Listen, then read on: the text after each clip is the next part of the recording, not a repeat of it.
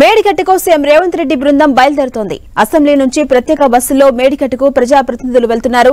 మరోవైపు ప్రాజెక్టు పరిసరాల్లో భారీగా బందోబస్తు ఏర్పాటు చేశారు. మధ్యాహ్నం 3:30 చేరుకోబోతున్న ప్రజాప్రతినిధుల బృందం సాయంత్రం 5 గంటల వరకు బ్యారేజీని పరిశీలించబోతోంది.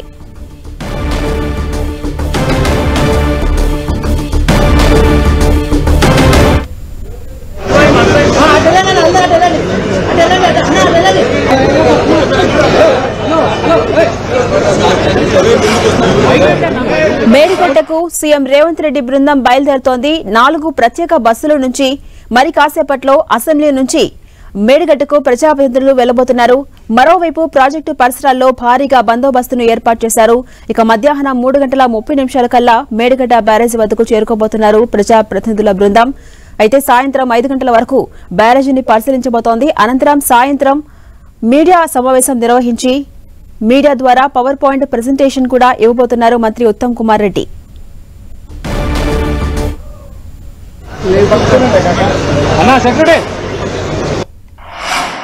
మేడిగడ్డ అన్నారం ప్రాజెక్టులలో జరిగిన అవకతవకల మీద మీరు ఒక నివేదిక తయారు చేయండి అని చెప్పి ప్రభుత్వం ఆదేశాలు ఇవ్వడం జరిగింది.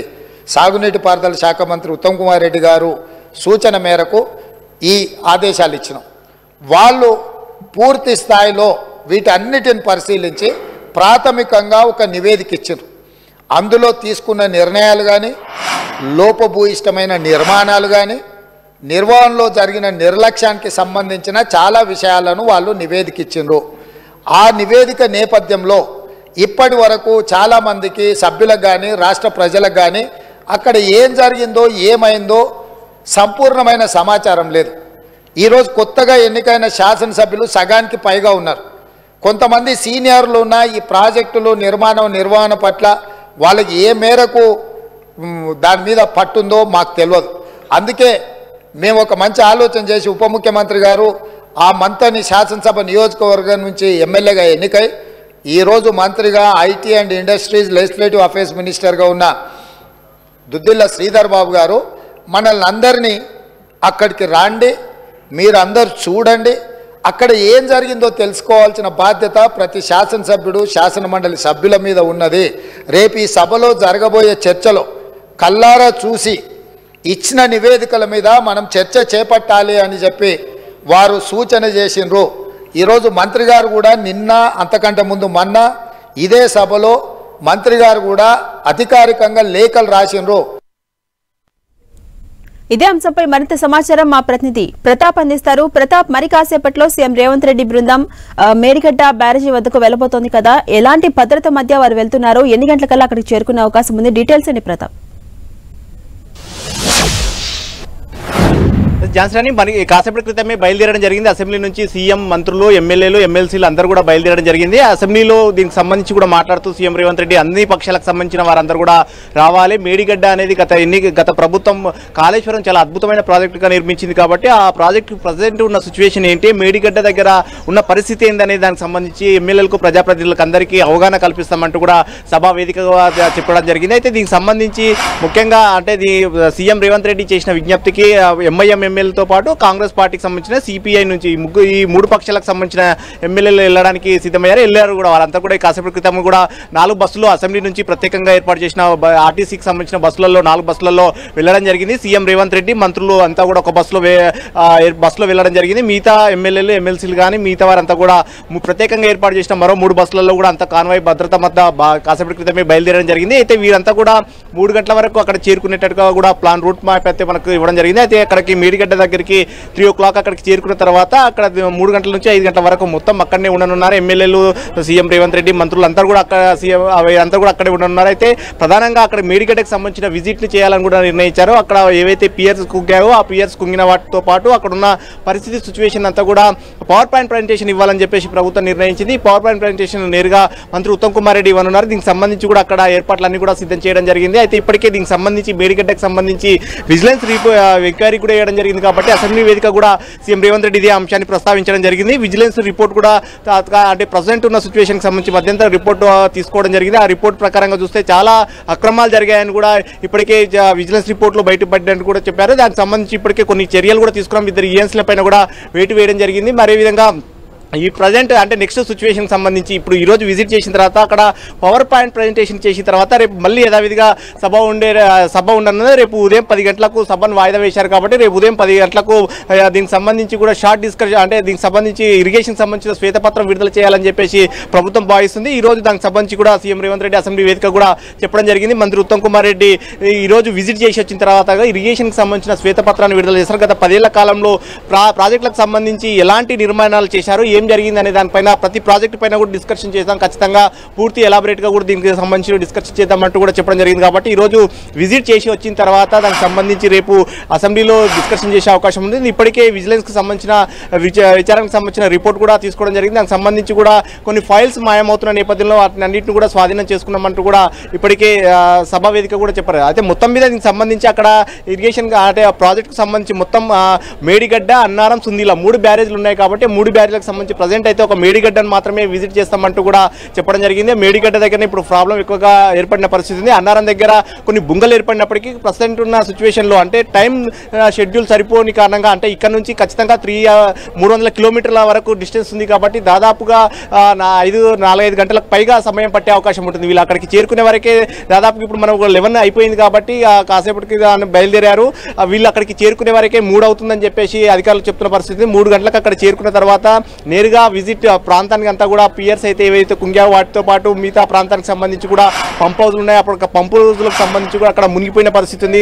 గతంలో వరదలు వచ్చినప్పుడు అక్కడ చాలా వరకు ఆ పంప్ హౌజులు ఉన్న వాటిలో ఇప్పటికి కూడా ఇంకా పూర్తి స్థాయిలో పనిచేయట్లేదని ఒక ఆరోపణలు కూడా వస్తున్నాయి. కాబట్టి వీటన్నిటిని కూడా అక్కడ మేడిగడ్డకు సంబంధించిన ఎమ్మెల్యేలకు అంతా కూడా అవగాహన కల్పించాలని చెప్పేసి భావిస్తుంది ప్రభుత్వం. దీనికి సంబంధించి అక్కడ విజిట్ చేసిన తర్వాత నేరుగా అక్కడనే పవర్ పాయింట్ ప్రజెంటేషన్ కూడా ఇవ్వాలని చూస్తున్నారు. మొత్తం కాళేశ్వరం సంబంధించి అంతా ఎంతవరకు డీటెయిల్స్ ప్రాజెక్ట్ రిపోర్ట్ ఉంటుంది, డిపిఆర్ సంబంధించి కానీ మిగతా అంశాలకు సంబంధించి కూడా అంతా అక్కడ పవర్ పాయింట్ ప్రజెంటేషన్ ఇవ్వనున్నారు. మొత్తం ప్రాజెక్ట్ సంబంధించి మొదట్లో 2 టీఎంసీల లిఫ్టింగ్ చేయడానికి డిజైన్ రూపొందించారు. తర్వాత 3rd టీఎంసీ కూడా లిఫ్టింగ్ చేయాలని చెప్పేసి భావించారు. 2019లో ఈ ప్రాజెక్టును ప్రారంభం చేసిన తర్వాత మళ్ళీ 3వ లిఫ్ట్కు సంబంధించి కూడా అల్లే అంచనాలు ఏర్పాటు చేసినారు. మొత్తం మీద రేవంత్ రెడ్డి కాసేపటి క్రితం కూడా అసెంబ్లీలో మాట్లాడుతూ కాళేశ్వరం కనుక 3వ టీఎంసీ కూడా పనులు పూర్తి చేయాలంటే ఖచ్చితంగా అన్ని ప్రజెంట్ ఉన్న సిచ్యువేషన్కి సంబంధించి అన్ని పనులు పూర్తి చేయాలంటే దాదాపు 2.5 లక్షల వరకు 2.5 లక్షల కోట్ల ఖర్చు అయ్యే అవకాశం ఉంటుందంటూ కూడా చెప్పడం పరిస్థితి ఉంది. అయితే ఇప్పటివరకు అయితే 94,000 కోట్లు అక్కడ ఖర్చు చేశారు కాబట్టి దీనికి సంబంధించి ఇంకా కొన్ని బిల్లులు పెండింగ్లో ఉన్నాయి. వాటికి అన్నిటి కూడా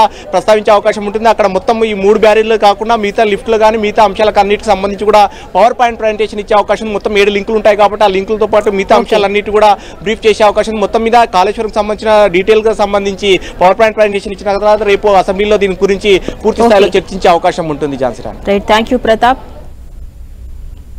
మేడిగడ్డ బ్యారేజ్ వద్దకు సీఎం రేవంత్ రెడ్డి బృందం వస్తుండటంతో అధికారులు అన్ని ఏర్పాట్లు పూర్తి చేశారు. మేడిగడ్డ బ్యారేజ్ వద్దకు వచ్చే రహదారులను మూసేశారు. అటవీ ప్రాంతం కావడంతో పోలీసులు భారీ బందోబస్తు ఏర్పాట్లు చేశారు. సీఎం రేవంత్ రెడ్డి బృందం టూర్కు సంబంధించి మరింత సమాచారం మేడిగడ్డ బ్యారేజ్ నుంచి మా ప్రతినిధి సతీష్ అందిస్తారు.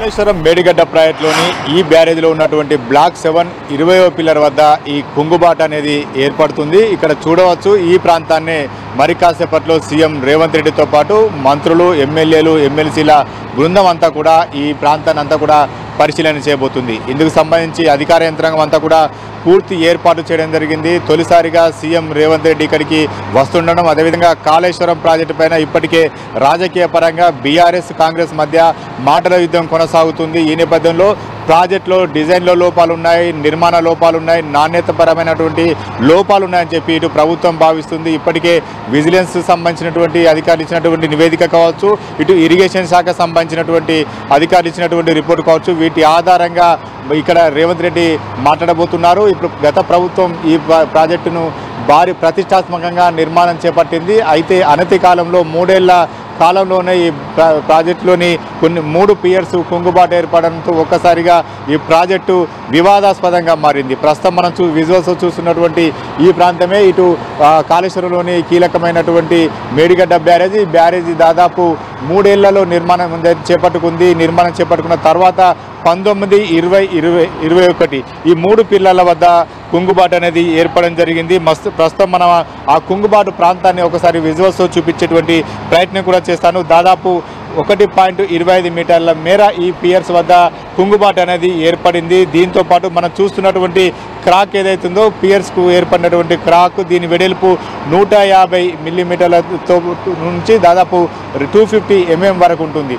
ఇంత కుంగుబాటు జరిగినటువంటి ఈ ప్రాంతం ప్రస్తుతమైతే ఇటు ప్రభుత్వం ఈ ప్రాజెక్టు పైన పూర్తి స్థాయిలో ఒక నివేదికను బట్టబయలు చేయబోతుందని చెప్పి స్పష్టమవుతుంది. ఇప్పటికే విజిలెన్స్ అధికారులు ఇరిగేషన్ సంబంధించినటువంటి అధికారుల వద్ద నుంచి కీలకమైనటువంటి డాక్యుమెంట్లు కూడా స్వాధీనం చేసుకోవడం జరిగింది. వాటి ఆధారంగా ఒక నివేదిక కూడా తయారు చేసినట్టుగా తెలుస్తుంది. ఆ నివేదిక ఆధారంగానే ప్రభుత్వం ముందుకెళ్లబోతుంది. ఈ ప్రాజెక్టు నిర్మాణం పైన ఇప్పటికే మంత్రులు 4 మంత్రులు ఇక్కడ పర్యటించడం జరిగింది. ఈ ప్రాజెక్టును గతంలో పర్యటించిన సందర్భంలోనే ఈ ప్రాజెక్టు నిర్మాణ లోపాలు ఉన్నాయి, ఈ ప్రాజెక్టు మరమ్మతు సాధ్యం కాదని చెప్పి వెల్లడించారు. అప్పటికే ఇరిగేషన్ శాఖ అధికారులు కూడా పవర్ పాయింట్ ప్రజెంటేషన్ కూడా ఏర్పాటు చేయడం జరిగింది. ఏదైతే ప్రాజెక్టు కుంగుబాటు జరిగిందో దాన్ని మరమ్మతులు చేయడం సాధ్యం కాదని చెప్పి అభిప్రాయాన్ని కూడా వ్యక్తం చేసినటువంటి పరిస్థితి. దీంతో పాటు ప్రస్తుతం ఇక్కడ ఉన్నటువంటి గేట్లు కూడా వినియోగించలేని పరిస్థితి ఉందని చెప్పి వెల్లడించారు. ఈ నేపథ్యంలో ప్రభుత్వం ఈ ప్రాజెక్టు పైన ఏ రకంగా ముందుకెళ్తుందని మాత్రం ఉత్కంఠ నెలకొంది. తిరిగి మరమ్మతులు చేస్తారా, లేకపోతే ఈ ప్రాజెక్టు నిర్మాణం లోపాలు ఉన్నాయి కాబట్టి దీన్ని ఇలాగే వదిలేస్తారని మాత్రం ప్రస్తుతం కొంత చర్చనీయాంశంగా మారింది. ఇటు రాజకీయంగా కూడా ఈ ప్రాజెక్టు దుమారాన్ని లేపుతుందని చెప్పుకోవచ్చు. గత ప్రభుత్వం ప్రతిష్టాత్మకంగా చేపట్టినటువంటి ఈ ప్రాజెక్టు దాదాపు 80,000 కోట్ల పైగా నిధులు వెచ్చించి ఈ ప్రాజెక్టు నిర్మాణం చేపట్టారు. ఆ నిర్మాణం చేపట్టిన తర్వాత ఇక్కడ నుంచి తెలంగాణ రాష్ట్రంలో ఉన్నటువంటి దాదాపు రైతాంగానికి సాగునీరు అందించేందుకు ఎత్తిపోతలు కూడా చేపట్టడం జరిగింది. గోదావరి నది పైన 3 బ్యారేజీలు 3 పంప్ హౌజులు నిర్మించారు. ఆ పంప్ హౌజులు బ్యారేజీల ఆధారంగా నీటినంతా కూడా ఇక్కడ నుంచి నీటిని తెలంగాణలో ఉన్నటువంటి పోచమ్మ ఏదైతే మల్లన్న సాగర్ కొండపోచమ్మ సాగర్ వరకు నీరంతా కూడా తరలించడం జరిగింది. అటువంటి సందర్భంలోనే ఈ ప్రాజెక్టు గత ఏడాది నవంబర్ 21న ఇందులో పియర్స్ కుంగుబాటు భారీ శబ్దంతో కుంగుబాటు జరిగింది. ఆ కుంగుబాటు జరిగిన తర్వాత ఒక్కసారిగా ఇందులో ఉన్నటువంటి లోపాలన్నీ బహిర్గతం కావడం జరిగింది. ప్రస్తుతం అయితే ఈ ప్రాజెక్టును మరి కాసేపట్లోనే సీఎం రేవంత్ రెడ్డి పరిశీలించబోతున్నారు. మంత్రుల బృందం అంతా కూడా ఇక్కడికి వచ్చి ఈ కుంగినటువంటి ప్రాజెక్టును ఇక్కడ ఈ పగులు ఏర్పడినటువంటి ఈ ప్రాంతాన్ని అంతా కూడా సందర్శించబోతున్నారు. ఆ తర్వాత పవర్ పాయింట్ ప్రజెంటేషన్ కూడా ఉండబోతుంది. ప్రభుత్వం ఏ రకంగా ముందుకెళ్లబోతుంది, ప్రాజెక్టులో ఎటువంటి లోపాలు ఉన్నాయి, వాటికి సంబంధించిన అంశాలను కూడా మధ్యాహ్నం మీడియా సమావేశం ఏర్పాటు చేసి సీఎం రేవంత్ రెడ్డి బహిర్గతం చేయబోతున్నారు. కెమెరా పర్సన్ సుధీర్తో సతీష్, 10 టీవీ, మేడిగడ్డ బ్యారేజ్.